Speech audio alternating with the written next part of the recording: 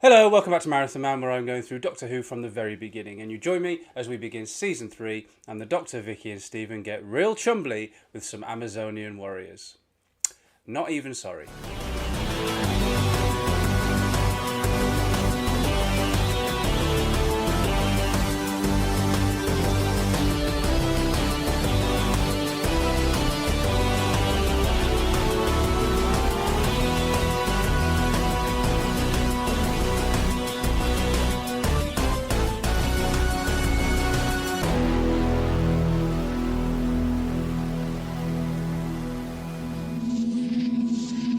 Unfortunately, more of Season 3 doesn't exist than does, and that means I'm now firmly entering recon territory and, furthermore, a pretty divisive period of Doctor Who, and I've started to wonder whether or not those two go hand in hand.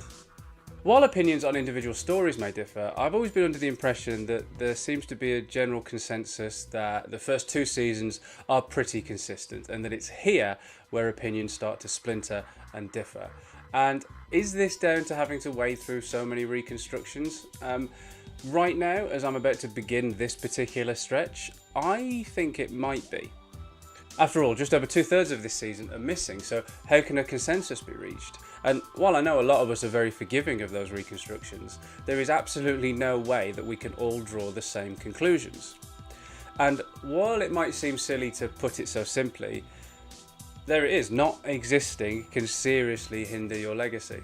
That isn't to say that certain stories are automatically poorly thought of because they exist only as stills and soundtrack. There are missing serials that enjoy quite high places on lists of best of stories, as we know. It's just that I'm coming around to the belief that while some stories shine through their non-existence, others suffer because of it. Equally, an excellent recon doesn't automatically equate to an excellent story, and the thing is, these days Galaxy 4 doesn't just exist purely as a recon. Time-wise, a sustained stretch of episode 1 was all we had. But now, episode 3 has been returned to us in its entirety, and it quite recently enjoyed the full animation treatment. So now more than ever, Galaxy 4 is in its best position in a very long time to be fairly appraised. That animation didn't exist on the last marathon I did, and therefore the last time I watched this story, but even then, episode 3 Airlock having been recovered, I found the story to be somewhat unfairly maligned. The bits that did move show that there was definitely potential. It has a good message at its heart, manifested in the Doctor, Vicki and Steven being totally accepting of the appearance of the Rills. It has a nice enough twist on a sci-fi cliche, in that the lovely ladies are the villains and the monsters are the allies. And there is a new sort of problem for the crew to face, in that the planet they found themselves on is not long for its solar system.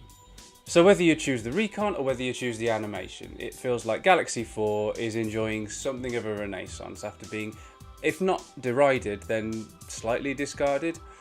And I have to say, I'm at the point now where I quite like this one.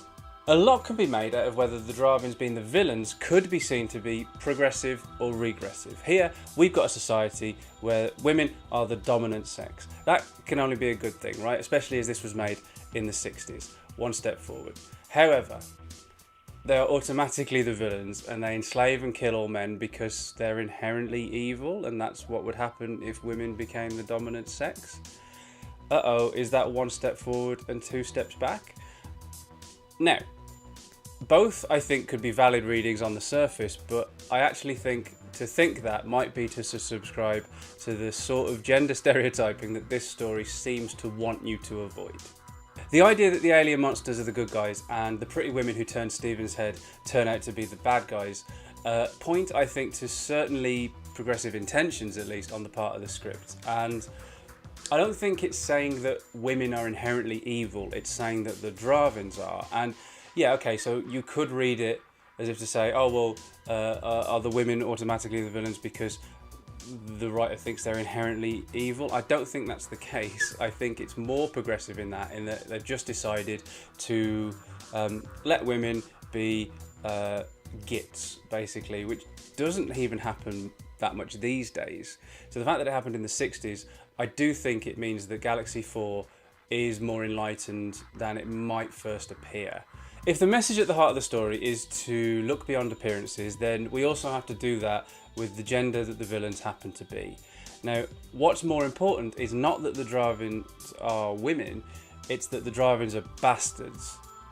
The reason I think they are women is to lead the unconsciously, casually stereotyping viewer down the garden path. So, like the Time Meddler played on audiences' preconceived ideas and expectations to tell its story, I think this one does the same as well. Sort of playing on those ideas of good and evil and how they're intrinsically linked with beauty and ugliness, and then pulling a switcheroo. But it isn't just that which makes the Drahvins a really good idea for a villainous race. They are easily the most evil humanoid species the show has yet encountered. You've got the Daleks, you've got the Void, you've got the Animus, and they are all principally other, and very strikingly so. With the Drahvins, they're actually quite effective because while they look rather like us, they're just as evil and dastardly as those previous monsters. It adds to it, actually, and after so many overtly alien menaces, I actually find the Drahvins quite chilling. Marga, for instance, is horrible. When she describes, with relish, leaving her enemies to die on a disintegrating planet and watching with glee, she oozes villainy. And that's something we probably wouldn't have quite got the full force of before that episode Airlock was returned to us 12 years ago. And that goes back to what I was saying earlier on. It's all about how much potential is in this story. In terms of location, this story feels pretty claustrophobic. The set's not particularly extensive and both ships feel a little confined. And a reconstruction is only going to make that feel smaller.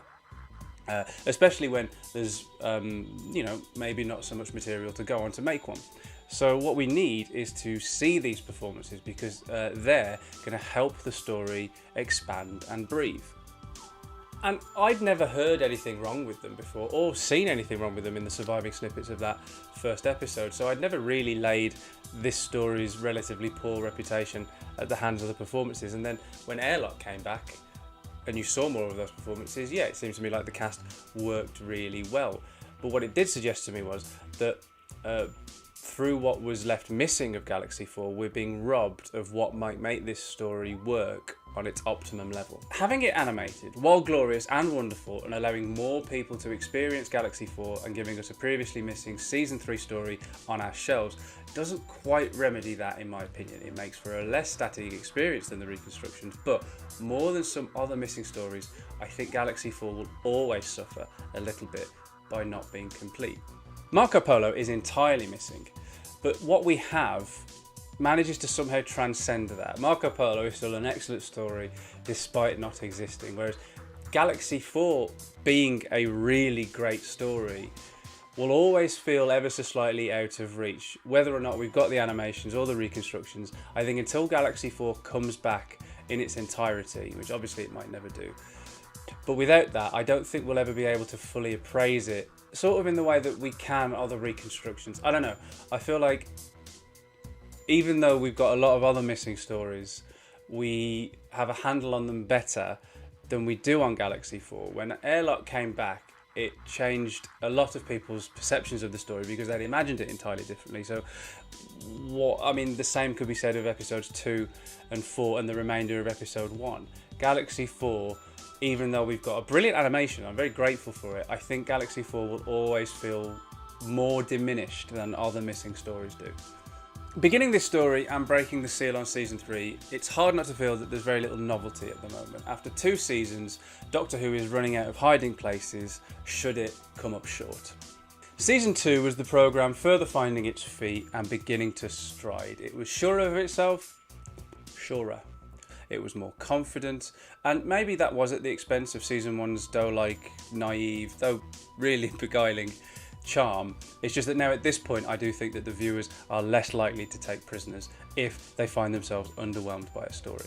And that brings me back to Galaxy 4's reputation. There's no denying it's hardly a classic and I guess it's fairly underwhelming for a season opener. But as bombastic season openers are relatively recent expectation, I think it's unfair to judge Galaxy 4 on that level. But what Galaxy 4 is, beyond the switcheroo of the monsters being the good guys and the pretty women being the bad guys, other than that, Galaxy 4 is your standard 4 episodes of Doctor Who on some spaceships. Now, if the viewers have grown accustomed to that, then Galaxy 4 isn't going to wow them as much as other stories, which is probably why I get the impression that Galaxy 4 is never particularly fondly thought of. Although, I haven't actually, because I've taken a step back from fandom until starting this marathon, the release of the animation, I don't know whether that has changed Galaxy 4's perception or not. If it has, let me know in the comments below, because I was always under the impression that Galaxy 4 was not shunned, but kept at arm's length. And has the animation changed that? I'd love to know. But what do I think? Now, as I said earlier, these days I actually do quite like Galaxy 4. And maybe there's a little bit of me that roots for the underdog, and maybe that's why. But no, I just think that with every time I've watched it, more of it has existed, or existed in a different way. So I've never had the same experience. And I've warmed to it, to be honest. At the story's beginning, I felt for the first time like quite a lot of time has passed between adventures, and the dynamic between the crew is strong, it's solid, and it's fantastic to watch. Now, Steven and Vicki work so well together, and I think the dynamic of having two companions rather than three helps streamline the whole thing, that I found myself not thinking of Ian and Barbara not even once. Me, didn't think of Barbara, imagine that. Vicki also gets one of her best moments when she throws a rock at a Chumbly. Look, in this case, first we must observe, note, collate, and then conclude. After that, perhaps we could act.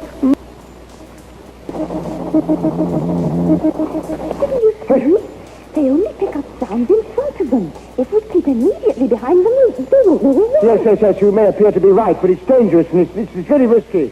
That was no risk. I noted, observed, collated, concluded, and then I threw the rock. Oh, yes. Brilliant. I said that Hartnell seemed re-energised by the arrival of Purvis, but Maureen O'Brien is really upping her game as well. It was already pretty high. Her dialogue with the Rill in airlock is very strong, as she holds her own against what is initially thought a threat, but which actually turns out to be friendly. And she also shows some really quick thinking when deceiving the Drahvin they encounter on the way back to help Steven. Susan was the Doctor's granddaughter, so I guess she was always going to get a free ride in the TARDIS. But Vicki really earns her place in the crew, I think. She is great to have around. Incidentally, her coining of the name Chumbly catches on really quickly, like Susan's made-up name for the ship, and eventually even the Time Lords themselves start calling them TARDISes. Pretty soon, even the people that built the Chumblies are humouring Vicki and also calling them Chumblies. Look, I'm not pretending that Galaxy 4 is astounding. It isn't. And as much as I like it these days, I do always will it to be slightly better. It's an average Doctor Who story with some nice ideas and a pretty limited scope in which to execute them. But that really is its greatest crime, because I think it sits quite nicely in this era. It's a spacey one with a good heart and a good dilemma with which to show the Doctor's outrage and strong moral core. I actually rather enjoyed spending 2 nights on that planet this time, and while I can't in all good conscience label it a classic, I can say that I do hope that Galaxy 4 continues to enjoy a re-evaluation, because while it is rather downtrodden, it actually has plenty of reasons to smile. 85 episodes in, and we're pretty much 2/3 of the way through the first Doctor's era. And 2 things lie in wait in the not too distant future. One of my very favourite Doctor Who stories, and a story which is a marathon in and of itself. In other words, something of a checkpoint. Vicki noting, collating, concluding, and throwing the rock. The Drahvins sleep acting. Maybe Margot was right when she was having a go at them all the time. As ever, thank you so much for watching. If you're enjoying the marathon, then you know how YouTube works. Please give it a like and share it around, spread the love. More people can then join us for the marathon. And what did you think of Galaxy 4? Is it one you've written off as dull and plodding, or has the recovery of episode 3 and the animation caused you to rethink it a little bit? Let me know in the comments below, and I'll see you back here soon for a mission to the unknown. And if you don't want to miss that, hit the subscribe button, clang the cloister bell, and I'll see you back here on Kemble. See you soon.